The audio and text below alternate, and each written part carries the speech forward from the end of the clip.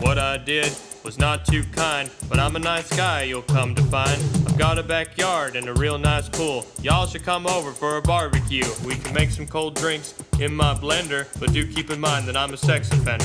So you wanted to know my opinion about the Jake Weddle situation, and I'll give you my opinion about the Jake Weddle situation. I don't know if MrBeast knew about the Delaware guy and his whole history. I mean, he made jokes about it, so I'm assuming he knew about him being a registered sex offender. I don't know when MrBeast started targeting his content towards kids, when he started to work around kids, but if he was working around children and he had this registered sex offender near children, that's child endangerment.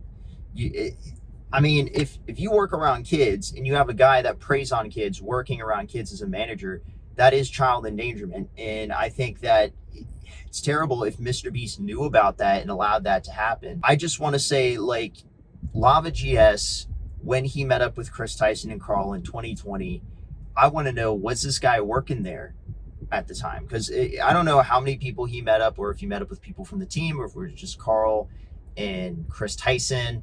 But if you have someone that's a registered sex offender and he's working there, it just makes it look a lot worse. About the guy who participated in the MrBeast challenge, I want to say that it seems to me that they weren't upfront about the conditions that they were going to put him through. And that to me is the bullshit part. Because you have, if he knew about the conditions and he totally agreed to them, it would be just fine. It'd be just fine. But it seems to me he didn't know about the conditions, and they put him through awful conditions. I'm a firm believer, pain builds discipline, but injury is what you want to avoid. And it seems like that they were putting him through a lot of injury, whether it be psychological or physical.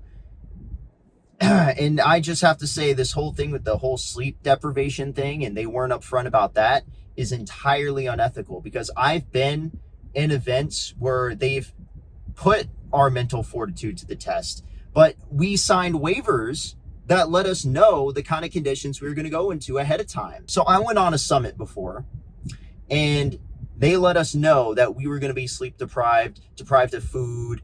So they were putting us through intense physical exercise, but they were upfront about it. So we knew what we were handling. Yeah, sure, there were people that cried, but we knew what we were getting into. But it sounds like to me, they were not upfront with this guy about what they were putting him through.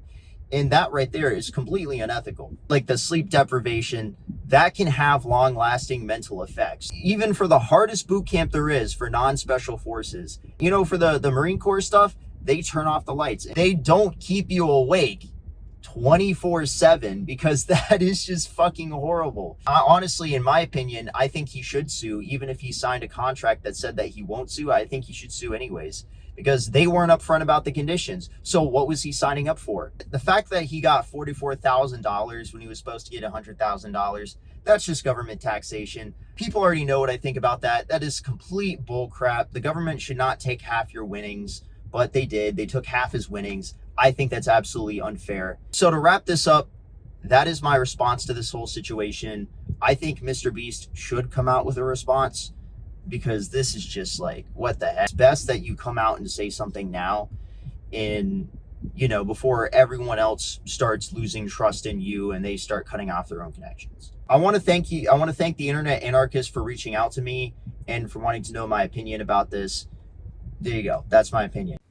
So one more thing I'd like to add is Chris Tyson on his YouTube channel decided to address the allegations, but not all the allegations, just the most minuscule thing. He tries to say that there's a video floating around of him admitting to liking kids, and he's saying it's false. No one believed that this was a real video. It's very clear that people edited it to poke fun at him. No one actually believed that it was a real video. I'm not really sure why he posted it, but I think I should just point it out.